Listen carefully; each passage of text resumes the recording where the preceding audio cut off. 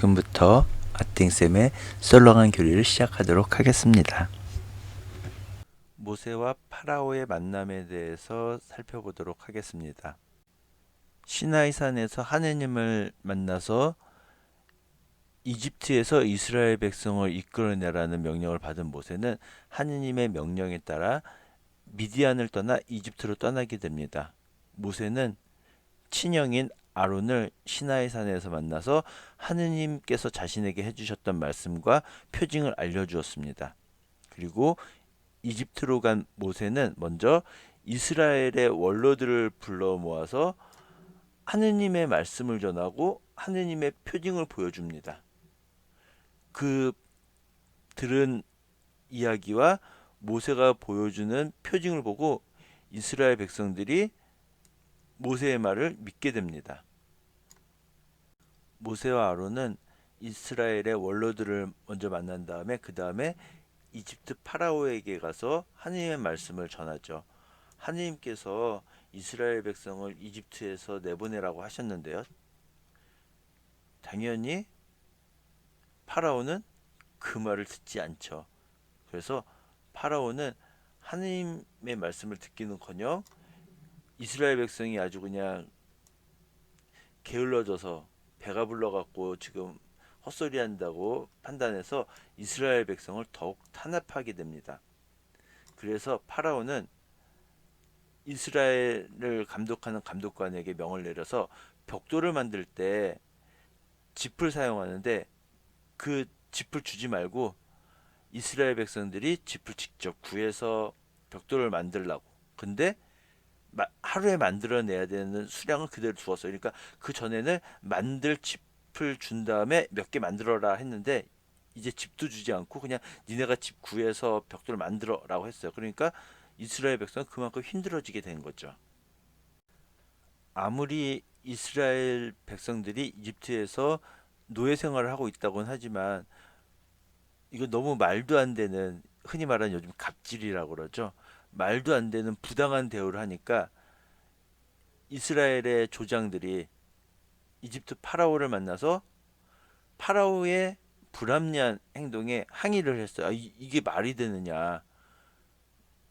하지만 파라오가 왜 그렇게 했는가 들어보니까 모세와 아론이 하나님의 말씀을 전해갖고 이스라엘 백성을 내보내라 하니까 그것 때문에 이제 파라오가 화가 나서 이스라엘 백성을 더 괴롭힌다는 것을 알게 되고서는 모세와 아론에게 저주를 퍼붓게 되죠. 이스라엘 조장들이.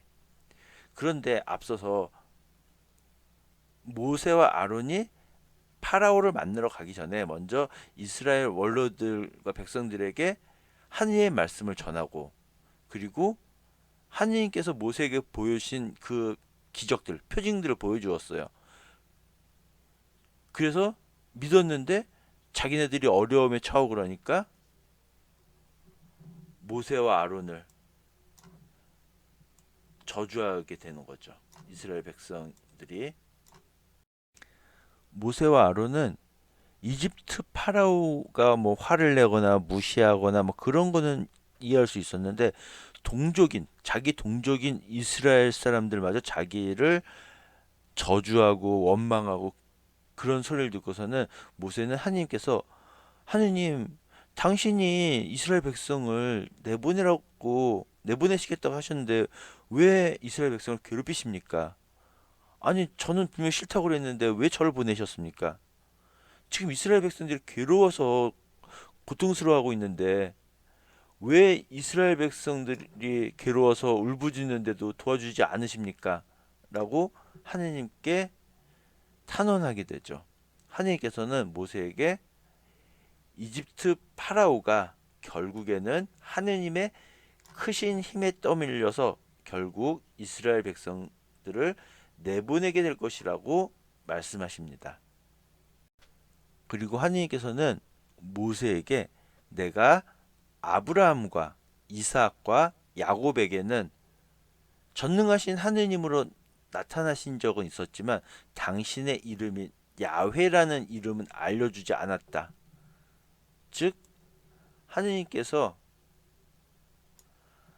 아브라함에게 나타나셔서 내가 하란을 떠나서 내가 줄 가나안으로 가라. 그리고 뭐 소돔과 고모라를 멸망하시기 전에도 뭐 이삭이 태어날 때도 그렇게 여러 차례 나타나셨지만 아 내가 야훼야 내 이름 야훼라고 하신 적 없고 마찬가지로 이삭이나 야곱에게도 여러 차례 나타나셨지만 내 이름 야훼라는 것을 알려주신 적이 없었다는 거. 그리고서는 너희의 조상인 아브라함과 이삭과 야곱에게 가나안 땅을 주시겠다고 약속하셨고 지금 이집트에서 노예 생활하면서 신음하는 이스라엘 백성의 그 소리를 듣고 전에 하셨던 약속을 기억하셨다고 하십니다. 하느님께서는 모세에게 내가 이스라엘 백성을 이집트 종살이에서 구해내고 친히 이스라엘 백성을 당신의 백성으로 삼고 여러 수많은 민족들이 있지만 이스라엘 백성을 당신의 백성으로 삼고 당신이 친히 이스라엘 백성들의 하느님이 되어주시겠다는 약속을 하십니다. 그 약속을 이스라엘 백성에게 전하라고 하셨죠. 그런데 이스라엘 백성들은 파라오에게 너무 시달려서인지 모세의 말을 들으려고 하지 않았어요. 저 모세란 사람의 말을 들으면 우리가 더 괴로워질까 하고서는 모세의 말을 듣지 않게 되죠. 하느님께서는 모세에게 파라오에게 다시 가서 이스라엘 백성을 이집트에서 내보내달라고 말하라고 했어요. 근데 모세는 지금 같은 민족인 이스라엘 사람들한테도 막 저주받고 막 원망받고 그러잖아요. 모세가 같은 동족인 이스라엘 백성들도 자신의 말을 믿지 않는데 파라오가 제 말을 믿어 주겠습니까? 들어 주겠습니까? 그리고 저는 말을 잘 못해요. 라고 하나님께 말씀을 드리죠. 하나님께서는 모세에게 내가 파라오 앞에서 너 모세가 하느님처럼 되게 해주겠다. 그리고 너희 형 아론은 네 말을 전해주는 예언자, 너의 대변이 될 것이다 라고 하시면서 또 파라오의 마음이 완고해질 거라는 거 하나님 말씀 듣고서 하나님 말씀 알았어요 하고선 들어주는 게 아니라 마음이 완고해질 것이라는 것과 그 완고한 마음 때문에 하느님께서 이집트 땅에 여러 가지 표징과 기적을 일으키시고 그것으로 말미암아 결국 파라오는 이스라엘 백성을 내보내게 될 것이라고 모세에게 말씀하십니다. 그래서 파라오의 마음이 완고해졌기 때문에 다음 시간에 배우게 될 10가지 재앙이 일어나게 되는 것이죠. 다시 파라오 앞에 선 모세와 아론은 파라오 앞에서 아론이 지팡이를 던지자 지팡이가 뱀이 되었어요. 그런데 파라오의 요술사들도 역시 자신의 지팡이를 던져서 뱀으로 변화시켜서 그러니까 똑같이 한 거죠. 그런데 아론의 지팡이가 이집트 요술사들의 지팡이들을 모두 삼켜버립니다. 하지만 파라오는 그까짓 거 뭐 내 옆에 있는 요술사들도 다 하는 건데 하고서는 마음이 완고해져서 모세와 아론의 말을 듣지 않죠. 그래서 이제 10가지 재앙이 이어지게 됩니다. 시나이 산에서 하느님을 만나고 하느님의 명령을 받은 모세는 결국 미디안을 떠나서 이집트로 되돌아가게 됩니다. 모세는 장인 이트로에게 이제 저는 하느님 말씀 듣고 이제 가야겠습니다. 라고 말을 하죠. 그러자 이트로가 평안히 가게. 이제 하느님께서 미디안에서 모세에게 말씀을 하십니다.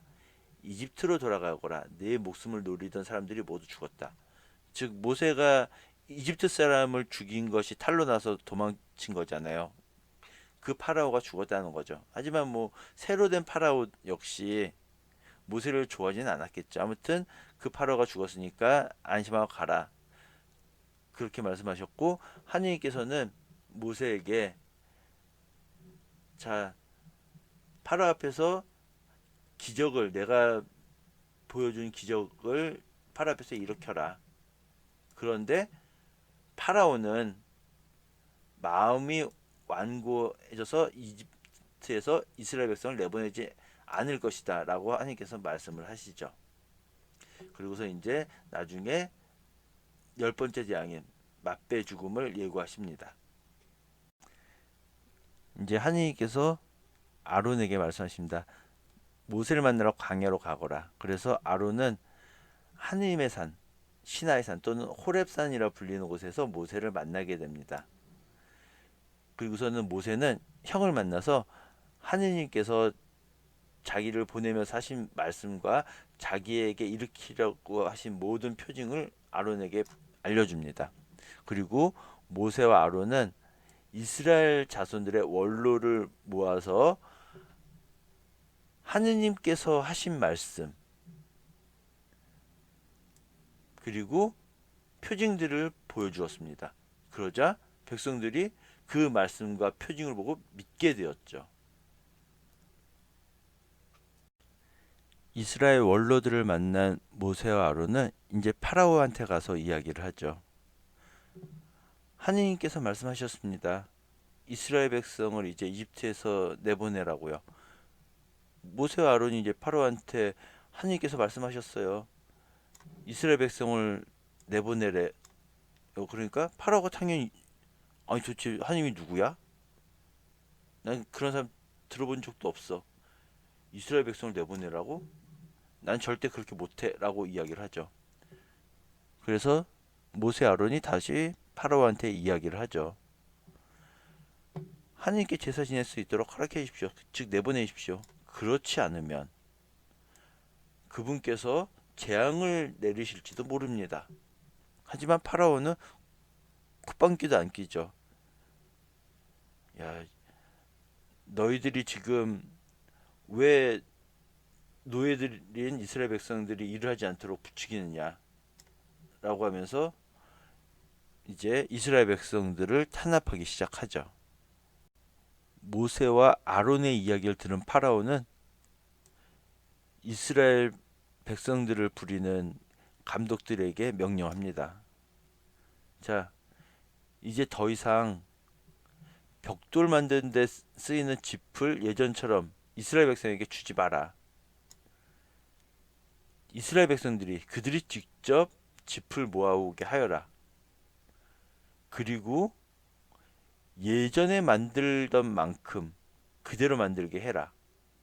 절대 그 양을 줄이지 마라.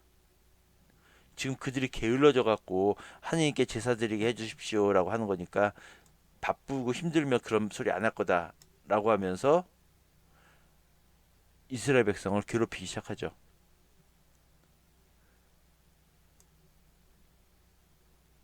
그렇게 되자 이스라엘 백성들이 이제 굉장히 고통스러워진 거죠. 그전에는 짚을 주면서 벽돌을 만들어라고 했는데 이제는 집들도 이스라엘 백성이 직접 구해서 똑같은 수량을 만들려고 하니까 굉장히 힘들어진 거죠. 너무 힘들어진 이스라엘 백성이 파라오한테 가서 이제 따지죠. 파라오한테 가서 이제 이야기합니다.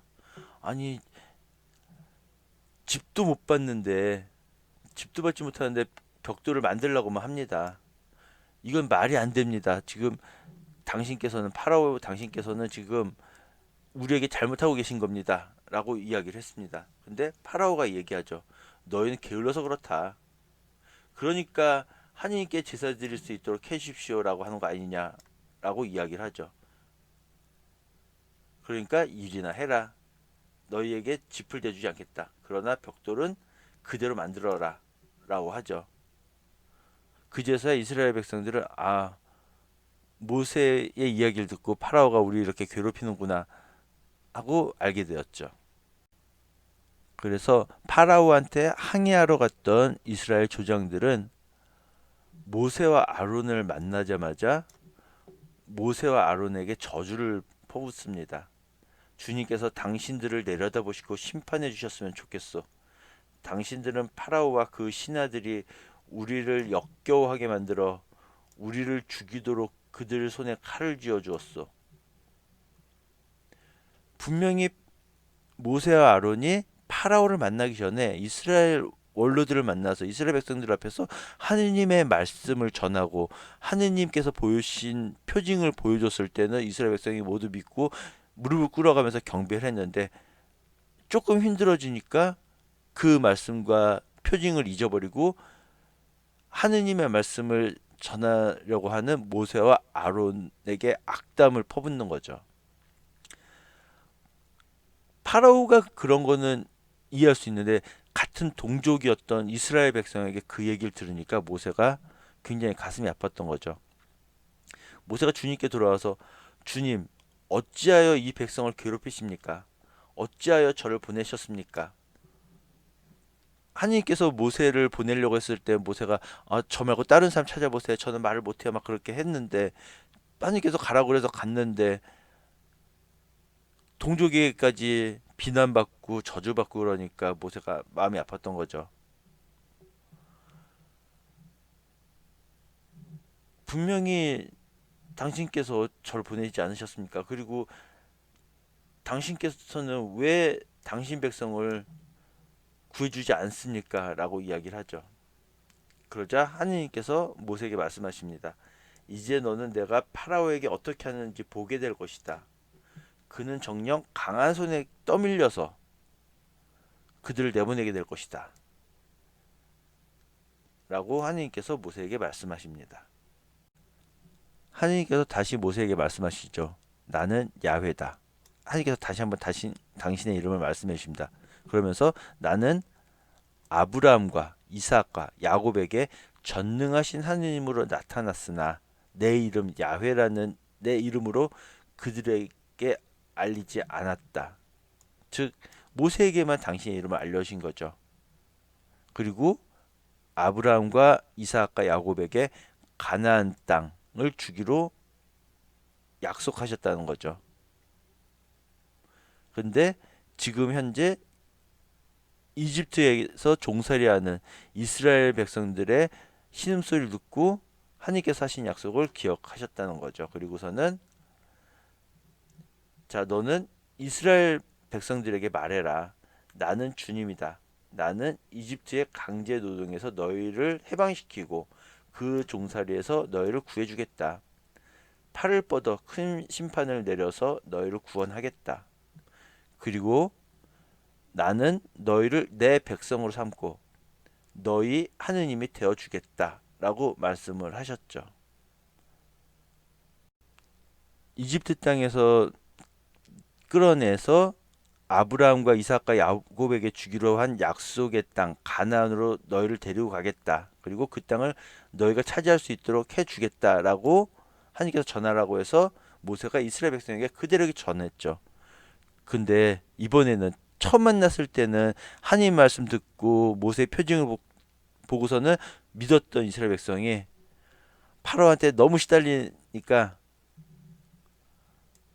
모세의 말을 이제 믿지를 못하는 거예요.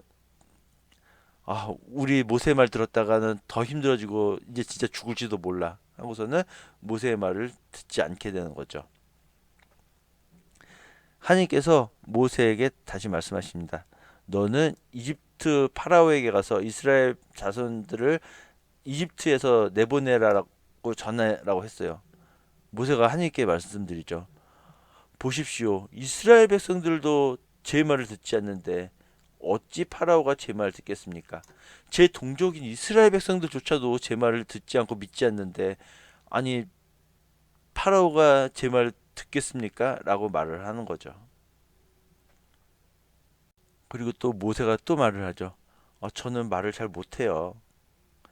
파라오가 말도 못하는데 제 말 알아듣겠습니까? 라고 하니까 하나님께서 네가 파라오에게 가면 네가 하나님처럼 되게 하겠다. 그리고 너희 형 아론은 너의 예언자가 될 것이다. 너의 대변이 될 테니까 걱정하지 마라. 내가 너에게 명령한 것을 모두 너희 형 아론에게 말하고 아론은 그것을 파라오에게 말하며 이스라엘 자손들을 자기 땅에서 내보내게 하여라. 그리고서는 하나님께서 또 말씀하세요. 그러나 나는 파라오의 마음을 완고하게 하고 이집트 땅에 표징과 기적을 많이 일으키겠다. 결국 파라오가 완고함을 마음을 가짐으로써 이집트 땅에 10가지 재앙이 나타나게 되죠. 파라오가 너희 말을 듣지 않으면 나는 이집트에 내 손을 뻗쳐 큰 심판을 내리고 나의 군대 곧 나의 백성 이스라엘 자손들을 이집트 땅에서 이끌어내겠다라고 약속을 하십니다. 하나님께서 모세 아론에게 파라오가 야 너희들 기적 한번 일으켜봐라고 하거든 아론의 지팡이를 파라오 앞으로 던지라고 말씀하셨어요. 그럼 그것이 큰 뱀이 될 거라고.